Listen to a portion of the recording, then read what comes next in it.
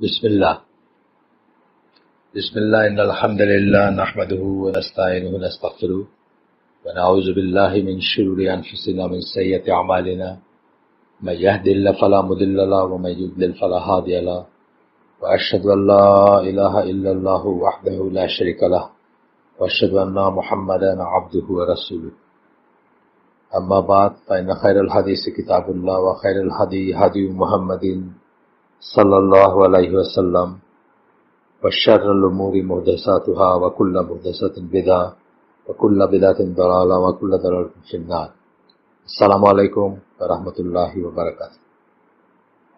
আমরা গতদিন বলছিলাম যে সত্য সন্ধানী গ্রুপে আমরা যে বেসিক ইসলাম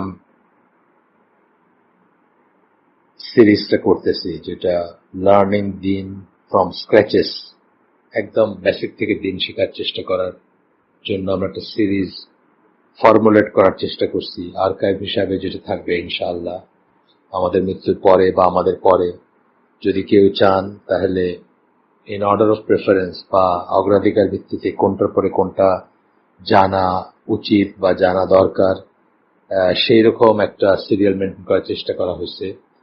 তো এই পর্যায়ে গতদিন আমি বলছিলাম যে আমাদের গতদিনের যে সাবজেক্টটা আমরা শেষ করছি সেটা ছিল যে ইসলাম যে একটা সহজ দিন, মধ্যপন্থার দিন, এটা নিয়ে বেশ কিছু আলোচনা করছি আমরা।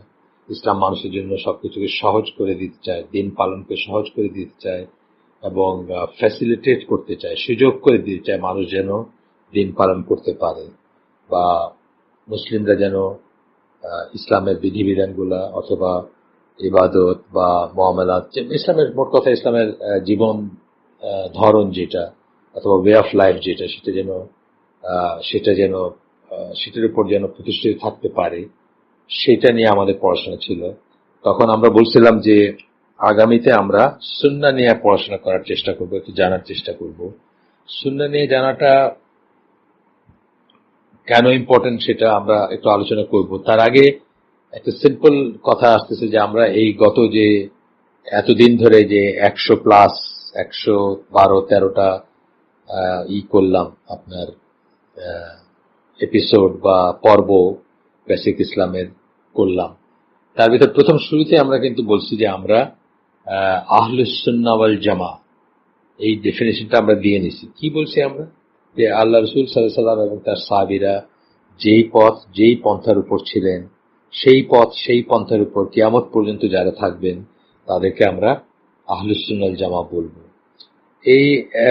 এছাড়া আমরা নানা লিটারেচারে দেখছি যে শুধুমাত্র এই একটা দল যারা আল্লাহ রসুল এবং তার, বা একটা জনসমষ্টি যারা আল্লাহ রসুল এবং তার সাহাবীদের পথের উপর থাকবেন তারাই জান্নাতি হবেন, বাকিরা সব জাহান্নামে যাবে।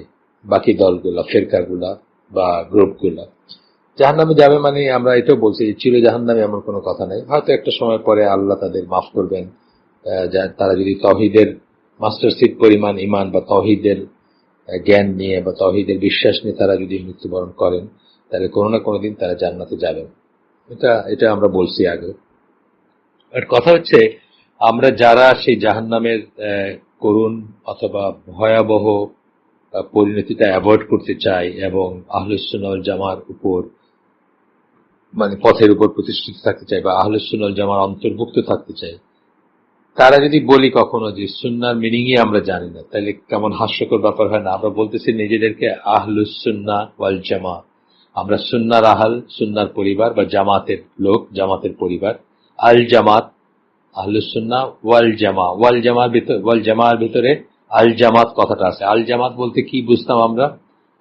নবীর সময় আমরা কি বুঝতাম, নবী বেঁচে থাকতে কি বুঝতাম, তার আন্ডারে মুসলিমদের যে জামাতটা ছিল, একটাই জামাত ছিল, সেটাকে আমরা বুঝতাম। এবং এখনো সেই মেথোডোলজির উপরে, সেই ইসের উপর যে জামাত থাকবে বা জামাত প্রতিষ্ঠিত থাকবে, সেটাকে আমরা আল জামাত বলবো। আমরা হয়তো কিছুটা হিন্টস দিছি আপনাদেরকে, বলেও গেছি, মানে পুরোপুরি হয়তো এক্সপ্লেন না করলেও, যে স্ট্রাকচারাল জামাত যেটা, আল জামাত বলতে একটা স্ট্রাকচারাল জামাত একজন আমিরের আন্ডারে, সেটা এক্সিস্ট করে না এখন। বাট মেথোডোলজি, আকিদা এবং মানহাজ, আকিদা মানে বিশ্বাস, মানহাজ মানে পদ্ধতি, যারা রসুল এবং তার সাহাবীদের আকীদা এবং তাদের পদ্ধতি অনুসরণ করবেন তারা স্ট্রাকচারাল জামাত না হইলেও আইডিওলজিক্যালি তারা একটি জামাত হিসেবে গণ্য হবেন বা তারাই একটি জামাত হবেন এবং তারা চেষ্টা করবেন স্ট্রাকচারাল জামাত প্রতিষ্ঠা করার। আল্লাহ যদি তৌফিক দেন কোনোদিন হবে না সেটা বলতেছি না, কখনো হয়তো হবে, বাট কথা হচ্ছে যে সেই ক্ষেত্রে তাহলে সুন্নাহ সেই একটা দল যেই দলের অন্তর্ভুক্ত হইতে পারলে অন্তত জাহান্নামের আগুন থেকে বাঁচার আশা করতে পারি আমরা, বা আমরা একদিন 5 দিন 1 বছর 5 বছর জাহান্নামে অতিবাহিত করতে চাই না, এক মুহূর্তও চাই না। যেটা বললাম আগে যে আর সবকটা দল বা ফেরকা বা গ্রুপ তারা জাহান্নামে যাবে, শুধু আল্লাহ রাসূল বলেছেন একটা ছাড়া, সেটা হচ্ছে তিনি এবং তার সাহাবীরা যে পথের উপর আছেন সেই পথের উপর যারা থাকবে।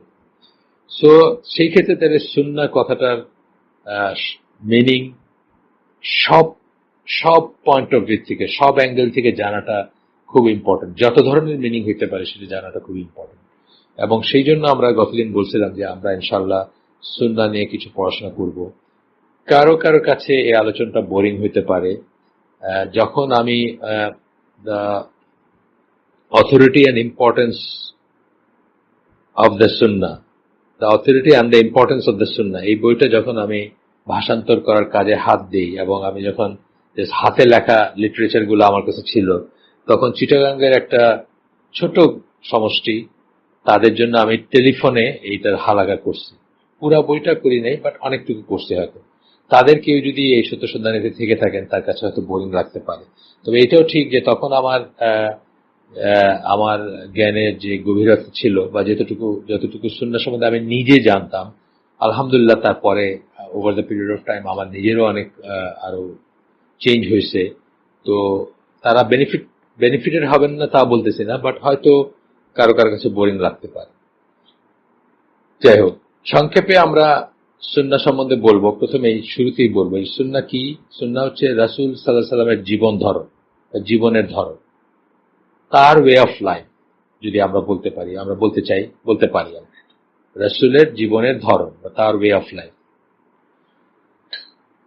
কিন্তু এখন বেশ কিছু চ্যালেঞ্জেস বলতে পারি অথবা ডিফিকাল্টিজ বলতে পারি বা ফিতনা বলতে পারি বা কনফিউশন বলতে পারি সৃষ্টি হয়েছে, যে জন্য আমাদের সুন্নাহ সম্বন্ধে আরো ডিটেইলস পড়াশোনা করা উচিত এবং জানা উচিত, এর ডেফিনিশন গুলো জানা উচিত, আওতাগুলো জানা উচিত, মর্যাদাগুলো জানা উচিত, কর্তৃত্বগুলো জানা উচিত এবং দালিলিক প্রমাণ হিসাবে সুন্নাহর স্ট্যাটাসটা কি। যখন সুন্নাতে আমরা কিছু একটা দলিল পাবো তখন সেটা কিভাবে নিব, সেগুলো আমাদের জানা উচিত, জানার চেষ্টা করা উচিত। তো যে অবস্থার পরিপ্রেক্ষিতে বিশেষভাবে এই সুন্নাহ সম্বন্ধে জ্ঞান অর্জন করাটা জরুরি হয়েছে, সেগুলা একটা হচ্ছে, প্রথম 1, 2, 3, 4 করে আমরা কয়েকটা পড়বো। 1 নম্বরটা হচ্ছে যে কোরআনের বিপরীতে সুন্নাহর অবস্থান নিয়ে সংশয় বা ভুল বোঝাবুঝি। এটা 99% বললে বোধহয় বেশি বলা হবে না, 99% মানুষের বলতেছে না, মুসলিমের মনে এবং অমুসলিমদের তো অবশ্যই, সেটা তো আলাদা একটা ব্যাপার, এটা নিয়ে একটা সংশয় আছে বা এটা নিয়ে ভুল বোঝাবুঝি আছে। অনেকেই মনে করেন কোরআনে কোরআন যেটা বলে সেটা আমাদের জন্য শিরোধার্য বা আমরা অবশ্যই পালন করতে হবে। যা কিছু সুন্নাহ পাওয়া যায় সেটা পালন করাটা উত্তম, অর্থাৎ পালন করাটা রিকমেন্ডেড, করলে ভালো, না করলে কোনো সমস্যা নেই। এটা অত্যন্ত, আমরা পরে যখন পড়াশোনা একটু আগাবো দেখবো যে অত্যন্ত বড় একটা ভুল ধারণা। এবং আরো একটা কথা শোনা যায়, যতক্ষণ পর্যন্ত কোরআনে কিছু পাওয়া যাচ্ছে ততক্ষণ সেটাকে ফরজ বলে মনে করা যাবে। যতক্ষণ পর্যন্ত কোরআনে কিছু পাওয়া যাচ্ছে না, কোন একটা ব্যাপার যতক্ষণ কোরআনে পাওয়া যাচ্ছে না ততক্ষণ পর্যন্ত সেটাকে ফরজ মনে করা যাবে না। কোরআনে পাইলেন না মানে ফরজ না। যদি তা কেবল সুন্নায় পাওয়া যায় তবে কেবল এটুকুই বলা যাবে যে তা পালন করা পছন্দনীয় এবং কারো জন্য সেটা পালন করাটা অবশ্য করণীয় নয়। আবার পড়ি আমি জায়গা, যতক্ষণ পর্যন্ত কোরআনে কিছু পাওয়া যাচ্ছে না ততক্ষণ পর্যন্ত সেটাকে ফরজ মনে করা যাবে না। যদি তা কেবল সুন্নায় পাওয়া যায় তবে কেবল এটুকুই বলা যাবে যে তা পালন করা পছন্দনীয় এবং কারো জন্য সেটা পালন করাটা অবশ্য করণীয় নয়। এটা 99% জেনারেল মুসলিম তো বটেই, অনেক মানুষ আছেন যারা ভলিউমস আফটার ভলিউমস বই লিখে ফেলছেন, বিশেষ করে আধুনিক যুগে ইসলাম নিয়ে বা ইসলামের কি বলবো, ইসলামের আকিদা মানহাজ নিয়ে বা হয়তো আহ, করণীয় বর্জনীয় নিয়ে লিখছেন। নাম বললাম না আমি, খামাকা মারা গেছেন তারা অনেকেই।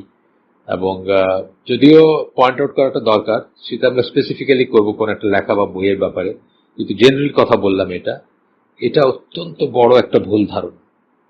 এবং এই ধরনের ভুল বোঝাবুঝি বা সংশয়ের পেছনে মূল কারণ হচ্ছে এই বাস্তবতা যে সুন্নাহ সংক্রান্ত সংশ্লিষ্ট তথ্য এবং সুন্নাহ শব্দটির ব্যবহার বিধি ওই ব্যক্তির কাছে অস্পষ্টভাবে উপস্থাপিত হয়েছে। এটা লেখকদের বেলায় প্রযোজ্য। ইসলাম নিয়ে লিখছেন, বিশেষ করে যারা মডার্ন ডে, মানে ধরেন গত 100 বছরে লিখছেন, যারা একটা ওয়েস্টার্ন ফুটিং এ বা বিজাতীয় সংস্কৃতির ভিতর বড় হয়েছেন, অথবা যারা কাফের বা মুশরিক সমাজে বড় হয়েছেন, তাদের ব্যাপারে আরো বেশি এটা প্রযোজ্য। এটা অত্যন্ত বড় একটা ভুল। সুন্নায় না পাইলে, কি বলে, কোরআনে না পাইলেও আল্লাহ রসুল যখন কোনো কিছু অর্ডার করছেন সেটা আমাদের জন্য ফরজ বা ওয়াজিব, শিরোধার্য। আমরা দেখবো পরে, জাস্ট বললাম যে প্রসঙ্গত বললাম। এবং অবশ্য করণীয় এবং শিরোধার্য এবং ফরজ আমাদের জন্য, বা ওয়াজিব, যেটা ওয়াজিব আর ফরজ জাস্ট একই কথা, দুইটা দুইটা ল্যাঙ্গুয়েজ বা দুইটা শব্দ, প্রতিশব্দ যদি বলি আমরা, মোস্ট অফ দ্য কেসেস তাই। তো আমি পরে আবার এই প্রসঙ্গে কথা আসবে, তারপরেও এই প্রসঙ্গত এখন একটু উদাহরণ দিয়ে যাই। দুইটা জিনিস, একটা হচ্ছে দাড়ি রাখা, আর একটা হচ্ছে জাকাতুল ফিতর বা ফিতরা, যেটাকে আমরা বলি ঈদুল ফিতরে আমরা যে ফিতরা দিই সেটা। এই দুইটা ব্যাপারই আমাদের জন্য ওয়াজিব বা ফরজ পর্যায়ের, কিন্তু এই দুইটা কোরআনে পাওয়া যায় না, শুধু আল্লাহ রসুল অর্ডার করছে। এবং এই ভুল কনসেপ্টের জন্যই কিন্তু এক শ্রেণীর মানুষ দাড়ি রাখাটাকে প্রয়োজনীয় মনে করেন না বা অবশ্যকরণীয় মনে করেন না, মনে করেন যে এটা রাখাটা রিকমেন্ডেড বা এটা রাখাটা উচিত। তেমনি এই পর্দার ডিটেলস বিধিবিধান কোরআনে পাওয়া যায় না, যে জন্য অনেক বড় মাপের মানুষ, আমি আবারও নাম বললাম না, অনেক বড় মাপের মানুষ মনে করেন যে যে সমাজে যে ড্রেস আপটা মেয়েদের জন্য নর্মাল, সেটা যদি কেউ পালন করে তাহলেই সে কোরআনিক পর্দা বা আল্লাহ যে পর্দা করার কথা বলছেন সেটা সে পালন করবে। এটা যদি মানতে হয় তাহলে আমেরিকার মিনিস্কার্টটা যে পড়তেছে সে ঠিকই আছে, বাংলাদেশে নাভির নিচে শাড়ি পরে যে ঘুরে বেড়াইতেছে বা পিঠ খোলা রেখে ঘুরে বেড়াইতেছে সেও ঠিকই আছে। মানে এই এই এই স্ট্যান্ডার্ডে আর কি। কারণ কোরআনে এটা ডিটেলস নেই। কোরআনে বলছেন এক্সেপ্ট যা স্বাভাবিকভাবে দেখা যায় বা স্বাভাবিকভাবে প্রকাশিত হয়। এই কথার মানে কেউ কেউ করছেন, মানে যাদের কথা আমি বলতেছি তারা করছেন, যে তার মানে নর্মালি একটা দেশে যে যেটুকু এক শরীরের দেখা যায় বা যেটুকু শরীরের আউটলাইন দেখা যায় একজন মহিলার, সেটুকুর ভিতর যদি উনি থাকেন আর এক্সট্রা যদি না দেখান তাহলে উনি ঠিকই আছেন, নজবিল্লাহ। এটা সেই সমস্ত মডার্নিস্টদের কাজ বা কনসেপ্ট যারা সুন্নাহকে প্রপার পার্সপেক্টিভে দেখতে পারেন না। আমরা ইনশাআল্লাহ সেই ভুলগুলা নিরসন করব। এরপরে এখন over the period of time এমন দলের উদ্ভাবন হয়েছে বা উৎপত্তি ঘটছে, দল বা সমষ্টি বা ফেরকা বা যাই বলেন, যারা দাবি করে যে মুসলিমরা সুন্নাহ অনুসরণ করতে বাধ্য না। আমাদের দেশে আছে, আমাদের দেশে আপনি আপনার চারিপাশেই পাবেন যারা মনে করে যে সুন্নাহ করতে বাধ্য না তারা। আমার মনে আছে আমি সিঙ্গাপুরে একদিন আমার এক বড় ভাইয়ের বাসায় ইফতার, রোজার দিনে ইফতার এর জন্য গেছি। জাহাজে চাকরি করতাম আমি, জাহাজ থেকে সম্ভবত গেছি যতদূর মনে পড়ে। তো এখানে আমাদের দেশের আতেল ছিলেন একজন, নাম বললাম না, ইসলামী ব্যক্তিত্ব, তাকে ইসলামের জন্য রেফারেন্স চাওয়া হয় তার কাছে। বেসিক্যালি সায়েন্সে পড়াশোনা, ইন্ডাস্ট্রির টিচার ছিলেন ঢাকা ইউনিভার্সিটির। তো উনি আত্মীয় হন ওই ভদ্রলোকের। আমি যার বাড়িতে ক্যাপ্টেন, জাহাজি ক্যাপ্টেনের বাড়িতে ইফতারের জন্য গেছি, তার আত্মীয় হন উনি ছিলেন। আর ওনার সাথে দেখা করতে আবার ন্যাশনাল ইউনিভার্সিটি অফ সিঙ্গাপুরের বা আরো কিছু সিঙ্গাপুরে সেটেল বাংলাদেশি আতেল আসতেন। এই সময় ইলেকট্রিক্যাল ইঞ্জিনিয়ারিং এর এক টিচার, উনি প্রফেসর পর্যায়ের মানুষ, জানি না বেঁচে আছেন কিনা, এখনো বেশ সিনিয়র। তো উনি বলতেছেন হাদিস সম্বন্ধে, বলতেছেন হাদিস কখন কে কোথায় লেখছে কোনো ঠিক আছে নাকি। এক সময় মনে করতাম হাদিস খুব ইম্পর্টেন্ট, এখন বুঝি যে মানে মানে এটাকে এখন বুঝি যে আর কি, মানে এই যেটার কথা বলতেছি আমরা, যে এরকম মানুষের উদ্ভব হয়েছে যারা সুন্নাহকে মানতে চায় না বা মানাটাকে জরুরি মনে করতে চায়। তো সেই জন্য আমাদের এটা জানা উচিত, সুন্নাহকে প্রপার ভাবে জানা উচিত, যাতে আমরা এই সমস্ত লোকদের মোকাবেলা করতে পারি, অথবা তারা যেন আমাদেরকে বিভ্রান্ত না করতে পারে। তারা তাদের দৃষ্টিভঙ্গি সপক্ষে বিস্তারিত যুক্তি উপস্থাপন করে এইসব লোকরা, এবং তারা দাবি করে যে সুন্নাহ মানাটা জরুরি না। এবং ইয়াং জেনারেশনের ভিতরে, অথবা যারা একটা সেকুলার ফুটিং এ বড় হয়েছেন, হঠাৎ করে ইসলাম গ্রহণ করছেন বা ইসলামে আসছেন, ধর্মকর্ম করতে চান, তাদের ভিতরে, অথবা ধর্মান্তরিত যারা আপনার পশ্চিমে, যারা কনভার্টেড মুসলিম, যারা বিশেষ করে যারা খুব অনেক জ্ঞান লাভ না করে কিছুটা ইমোশনাল হয়ে বা কিছুটা ইমপ্রেসড হয়ে যারা করেন, তাদেরকে এরা খুব প্রভাবিত করে থাকে। এই শ্রেণীটা ইসলাম সম্বন্ধে যাদের প্রাথমিক জ্ঞান নাই বা অত্যন্ত সীমিত। আর আপনি যদি তাদের তাদের ইগুলা দেখেন, যুক্তিগুলা দেখেন, তাহলে মনে হইতে পারে যে হয়তো তাদের কিছু পয়েন্ট আছে, এটা আপনার মনে হইতে পারে, তাই না? মানে তাদের কাজগুলা দেখলে বা তাদের দেখলে, যখন ধরেন কথার কথা আমাদের দেশেই যেটা টিচ করেন যে হাদিস বা সুন্নাহর প্রথম ফিল্টার হচ্ছে, এরকম মানুষ আছেন যারা টিচ করেন বিবেক বুদ্ধিতে এটা যুক্তিযুক্ত মনে হতে পারে, মানে মনে হইতে হবে, সরি, বিবেক বুদ্ধি সম্পন্ন হতে হবে। বিবেক বুদ্ধির ফিল্টার দিয়ে এটা পাস হতে হবে, সুন্নাহ অথবা হাদিসকে পাস করতে হবে, অর্থাৎ হাদিস সেই পরীক্ষায় উত্তীর্ণ হবে। আপনার বিবেক বুদ্ধিতে মনে হবে যে এটা ঠিকই আছে, তাহলে এটা নিয়ে আপনি এখন মানবেন, কতটুকু মানবেন বা গবেষণা করতে পারেন বা মানার তাগিদ ফিল করতে পারেন। আর যদি বিবেক বুদ্ধিতে না ধরে, তাহলে এটা আপনি সরে রাখতে পারেন একসাথে। নাউজুবিল্লাহ। আমরা দেখব পরবর্তীতে যে কত সুন্নাহ, কত বিধান আছে, আল্লাহ রাসূল সাল্লাল্লাহু আলাইহি ওয়াসাল্লামের ইম্পারেটিভ কথা আছে, যেগুলো আপনার বিবেক বুদ্ধিতে কোলাবে না। জাস্ট ফর এক্সাম্পল, আমরা এই সত্য সন্ধানী গ্রুপের এই প্রচেষ্টাতে আমরা আগে আগে পড়ছি বা আগে এটা উল্লেখ করছি, এবং এটা আল আকিদাত তাহাবিয়া বইতেও আছে, যে বিবেক বুদ্ধিতে যদি দিন পালন করতে হইতো, তাহলে আমরা মোজা মাসে যে করি, আমরা অজু মানে পা না ধুয়ে অজু করি, যেটা মোজা মাসে করার যে বিধান আছে, যেটা একটা রুখসাত বা যেটা একটা সহজতা আল্লাহ রসুল আমাদেরকে দিয়ে গেছেন বা দিচ্ছেন, সেটা সেটা আমরা কি করি, মোজা মাসে করি, মোজার ওপরটা মুছি আমরা ভেজা হাত দিই। কিন্তু যদি যুক্তি দিয়ে আমাদের সেটা করতে হইতো, তাহলে মোজার তলাটাই করতে হবে। এটা আলী রাদিয়াল্লাহু আনহুর একটা আসার, এটা এই কথাটা যেটা আমি বললাম এখন, যদি যুক্তি দিয়েই দিন পালন হইতো, তাহলে তলাটা আমরা মুছতাম বা তলাটাকে মাসে করতাম, পরিষ্কার করতাম, ওপরটা করতাম না। আল্লাহ রসুল ওপরটা করতে বলছেন, আমরা ওপরটা করতেছি। সুতরাং এই কথাগুলো ভ্রান্ত, যে যুক্তিতে কোলাইলে বা যুক্তির ফিল্টারে। একটা উদাহরণ দিলাম আমি। তো তারা আর কি এইসব কথাগুলো বলে যে সুন্নাহ, মুসলিমরা সুন্নাহ অনুসরণ করতে বাধ্য নয়, এগুলা বললে আপনার জীবনটা সহজ হয়। বিশেষত কাফের ব্যাকগ্রাউন্ডে বা ওয়েস্টার্ন ওয়ার্ল্ডে যারা থাকেন, তাদের জীবনটা সুন্নাহ পালন করতে গেলে তো মারাই গেছেন। মানে কাপড়ে চোপড়ে বেশভূষায় যদি সুন্নাহ পালন করেন, জাস্ট বেশভূষায় যদি করেন, তাইলেই তো সমস্যা হয়ে গেল। আর বাকিগুলো তো রইলই, খাওয়া, বসা, উঠা, হাঁটা, চলাফেরা, টয়লেট যাওয়া, এগুলো তো রইলই। আচ্ছা, 3 নাম্বার হচ্ছে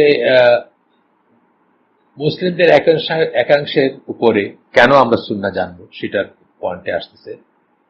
একাংশের উপর কিছু চিন্তাধারার প্রভাব পরিলক্ষিত হয়, যার ফলে সাধারণভাবে আধুনিক যুগ এবং বিশেষভাবে পশ্চিমের সাথে ইসলামকে সামঞ্জস্যপূর্ণ প্রতিভাত করতে তারা সুন্নাহর ভূমিকাকে খাটো করে দেখতে চান।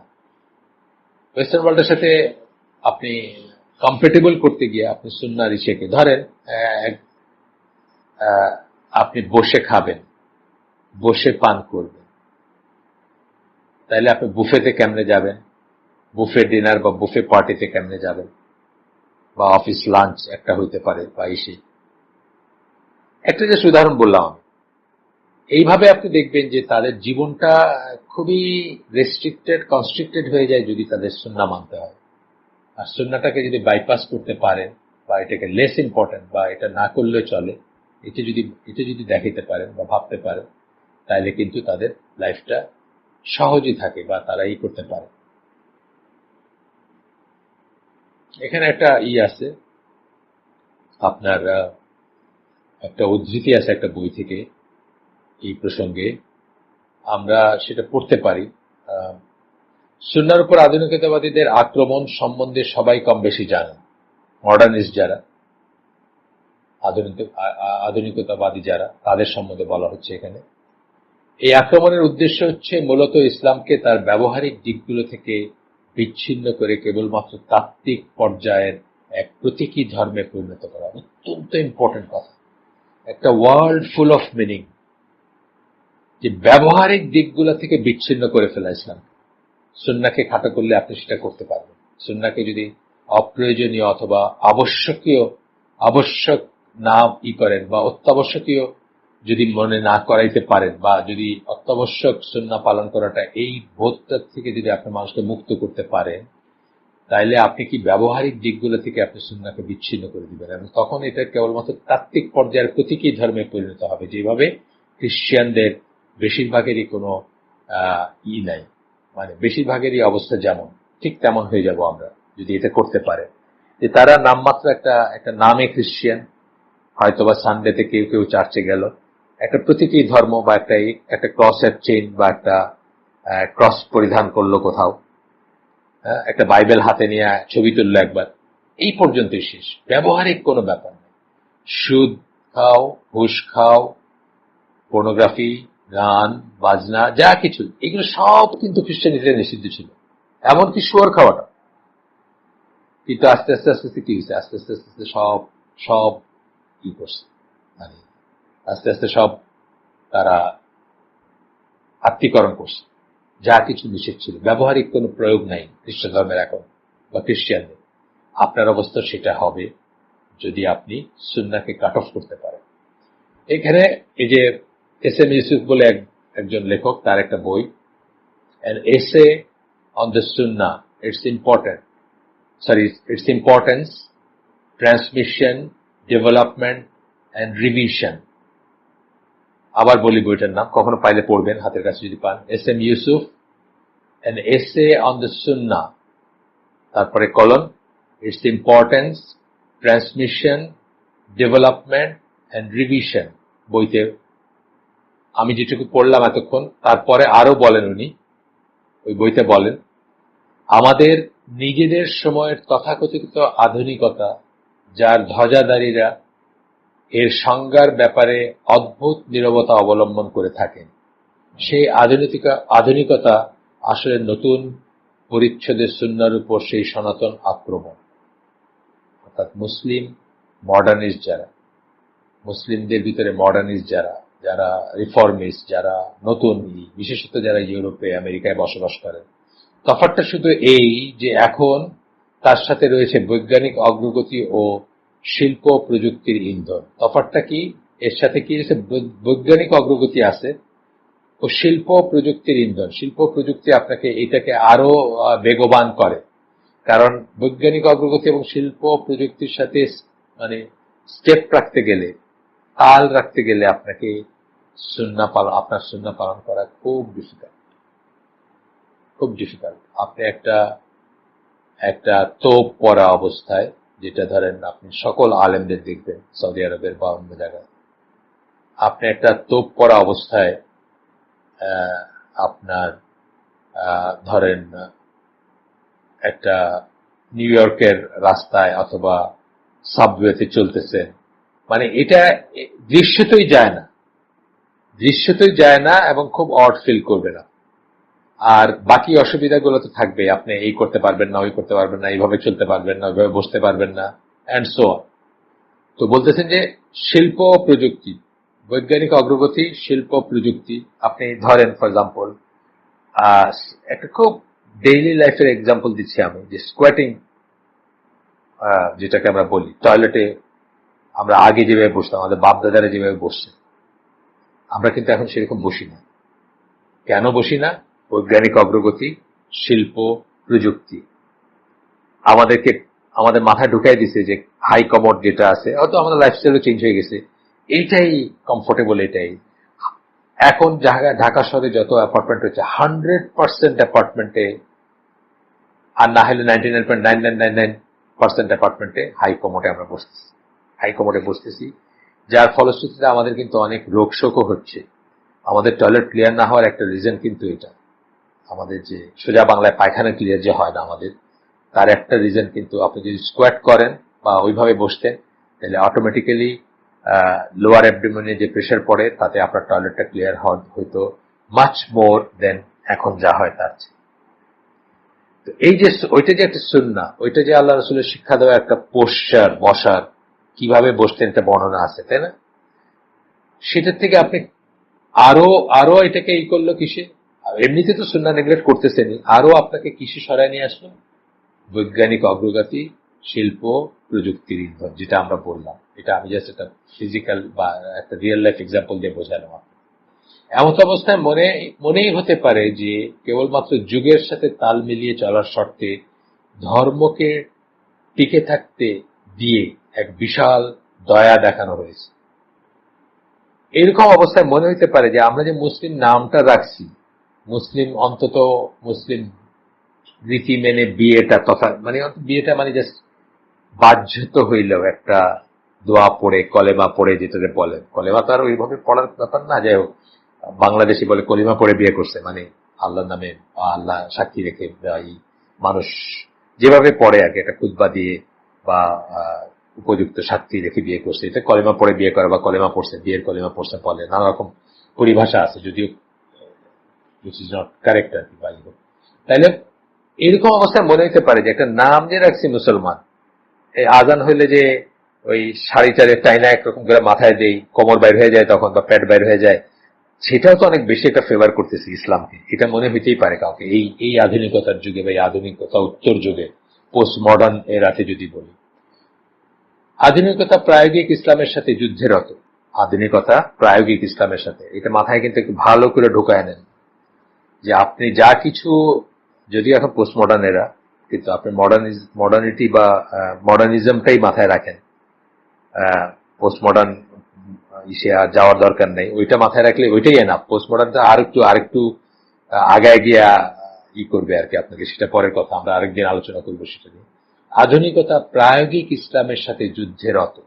প্রায়োগিক ইসলাম মানে ইমপ্লিমেন্ট করা হয়, প্র্যাকটিক্যালি যেটা প্রয়োগ করা হয় জীবনে, যেটা, এবং আমরা কি বলি, প্রয়োগ না করলে ইসলামে কোনো মানে নেই। আপনার ইসলামে বলির কোনো মানে নাই যদি প্রয়োগ না করেন। একজন আলেমের কথা বলছিলাম বোধ আপনাকে, যে আপনি মেহেন্দির গুণাগুণ বললেন অনেক, মেহেদি যেটাকে আমরা বলি, মেহেন্দি বলি না আমরা, হেন্না যেটাকে বলি আমরা, এর গুণাগুণ নিয়ে আপনি অনেক বক্তৃতা দিলেন, এটা এই করে, ওই করে, ওই করে, কিন্তু আপনার একটা হাত নাই যেটাতে একটা প্রয়োগ করবেন, তাহলে এটা মিনিংলেস কথা, থিওরিটিক্যাল কিছু কথার ভিতর থেকে গেল। সেই জন্য বলতেছেন যে আধুনিকতা প্রায়োগিক ইসলামের সাথে যুদ্ধরত। আমরা খেয়াল করব, প্রত্যেকটা জায়গায় আধুনিকতার ডিমান্ড ফুলফিল করতে গিয়ে আমরা কিন্তু ইসলামের প্রয়োগটাকে কাটছাট করি, ইসলামের টেইলর করি ইসলামের প্রয়োগ। এই যে বললাম, বুফে খাইতে গিয়ে আমরা দাঁড়ায় খাই, প্রায়োগিক ইসলাম বসে খাই না, প্রায়োগিক ইসলাম বসে পান করি না, প্রায়োগিক ইসলাম ডান হাতে খাই না, ডান হাতে করি না, পান করি না। আপনি দেখবেন, আপনি আমার এই কথাটা জাস্ট একটু খেয়াল করে দেখেন, একটা বিয়ে বাড়িতে গেছেন, 99.99% মানুষ বা হাতে পানি খাচ্ছে অথবা পান করতেছে, বোরহানি যদি দেয় সেটা খাচ্ছে। 99.99% মানুষ বা হাতে পানি খাচ্ছে, বা হাতে বোরহানি খাচ্ছে, বা যেটা পানীয় সেটা বা হাতে খাচ্ছে। অথচ এটা কিন্তু জাস্ট মুআমেলাত না, এটা সম্বন্ধে আল্লাহ রাসূল তিরস্কার করছেন। শয়তান খায় বা হাত, এটা গুনার কাজ। সুন্নাহ তো মানে সুন্নাহ মানে জাস্ট মানে করলে হয়, না করলে হয়, এই মার্কা সুন্নাহ না, এটা দিনের অংশ। আধুনিকতা প্রায়োগিক ইসলামের সাথে যুদ্ধেরত, এর রীতিনীতি এবং এর প্রতিষ্ঠান সমূহের বিরুদ্ধে যুদ্ধরত। এখানে শেষ যে উদ্ধৃতিটা আমরা পড়তে চাইছিলাম এস এম ইউসুফের বই থেকে, an essay on the Sunnah : its importance, transmission, development and revision. সেই বইয়ের একটা প্যাসেজ পড়লাম আমরা। আমাদের তাড়া নাই এবং আমাদের জীবনের সময় কোথায় যাচ্ছে এটা তো আমরা দেখতেই পাচ্ছি। সুতরাং আমরা একটু সময় নিয়ে পড়লাম, অসুবিধা কি। 4 নম্বর পয়েন্টটা, ওরিয়েন্টালিস্ট কাদের বলে জানেন তো? যারা পশ্চিমের মানুষ কিন্তু যারা প্রাচ্য, মেইনলি ইসলামের ব্যাপারে আমরা বলি, প্রাচ্য বা পূব দিকে আমরা যারা ইস্টার্ন মানুষ, যারা তাদের ধর্ম নিয়ে যাদের গবেষণা, তাদের জীবন নিয়ে যাদের গবেষণা, তাদেরকে ওরিয়েন্টালিস্ট বলার কথা। কিন্তু ইসলামী লিটারেচারে ওরিয়েন্টালিস্ট বলতে তাদের বোঝানো হয় যারা বেসিক্যালি কাফের, বেসিক্যালি ওয়েস্টার্ন ওয়ার্ল্ডে থাকেন বা ওয়েস্টার্ন ওয়ার্ল্ডের মানুষ, তারা ইসলাম নিয়ে বা আমাদের দিন নিয়ে যে গবেষণা করে থাকেন বা তাদেরকে ওরিয়েন্টালিস্ট বলা হয়। আর তাদের যে একটা মাইন্ডসেট আছে সেটাকে ওরিয়েন্টালিজম বলা হয়। ওরিয়েন্টালিজমের উপর বিউটিফুল একটা বই হচ্ছে এডওয়ার্ড সাইদের বই। ইংলিশটা আমি বাংলাটা দেখছি, কোথাও বাংলায় ট্রান্সলেট হয়েছে, বাট বাংলায় ট্রান্সলেশন করতে আমার ইউজুয়ালি ভালো লাগে না। যাদের স্কোপ আছে তারা ইংলিশটা করবেন, বাংলাটা কে ট্রান্সলেট করছেন সেটাও আমার মনে নেই এখন, বাট করছেন।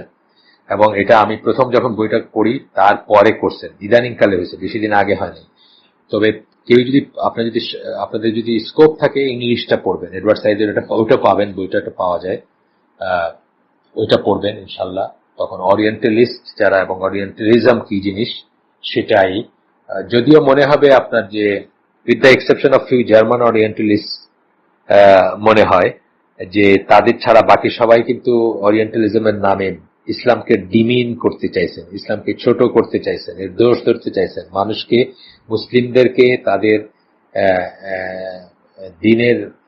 মুসলিমদের ভিতর তাদের দিনের প্রতি করতে চাইছেন, সন্দেহের বীজ বপন করতে চাইছেন ইউজুয়ালি। কয়েকজনের নাম বলতে পারি আমরা যারা এখনো বেঁচে আছেন, যেমন ধরেন বার্নার্ড লুইস, আমার জানা মতো উনি এখন বেঁচে আছেন।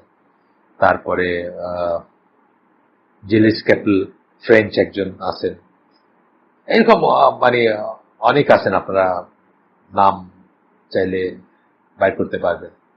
ডাব্লিউ মন্টগোমারি ওয়াট সম্ভবত বেঁচে আছেন উনিও, এরকম আরো অনেক আছে, আমি শিওর না ডাব্লিউ মন্টগোমারি ওয়াট বেঁচে আছেন কিনা, থাকার কথা, আমি শুনি নাই যে উনি মারা গেছেন। বাট যারা মারা গেছেন তাদের কথা তো আমরা বললাম, যেমন এডওয়ার্ড সাইদ মারা গেছেন, উনি ওরিয়েন্টালিস্ট না, উনি ওরিয়েন্টালিস্টদের এগেনস্টে লিখছেন, উনি খ্রিস্টান হইলেও উনি মুসলমানদের পক্ষে এবং ওরিয়েন্টালিস্টদের এগেনস্টে, ওরিয়েন্টালিস্টরা কিভাবে ইসলামকে ডিমিন করছে বা করে থাকে বা কি করে এগুলো উনি এক্সপোজ করছেন মাশাআল্লাহ সুন্দর করে। যাই হোক, সবশেষে ওরিয়েন্টালিস্ট মিশনারিগণ এবং তাদের মতো যারা ইসলামকে হেয় প্রতিপন্ন করতে চায়, তারা রাসূল সাল্লাল্লাহু আলাইহি ওয়াসাল্লামের সুন্নাহর উপর তাদের আক্রমণ জারি রেখেছে। এটার জন্য আমাদের কি জানা উচিত? আমাদের সুন্নাহ সম্বন্ধে জানা উচিত এবং খুঁটিনাটি সম্বন্ধে আমাদের জানা উচিত, কারণ তারা আমাদের চেয়ে বেশি যখন জানবে এবং সেটা নিয়ে আপনার মনে যখন সংশয় সৃষ্টি করবে, আপনি সেটা উত্তর দিতে পারবেন। একটা উদাহরণ আমরা ঠিক ওরিয়েন্টালিস্ট কোরআনের একটা উদাহরণ আমি সবসময় দিয়ে থাকি, যে লা ইকরাহা ফিদ্দীন, দিনের ব্যাপারে কোনো জোরাজুরি নাই, জোর জবরদস্তি নাই। সূরা বাকারার 256 নম্বর আয়াতের একটা অংশ।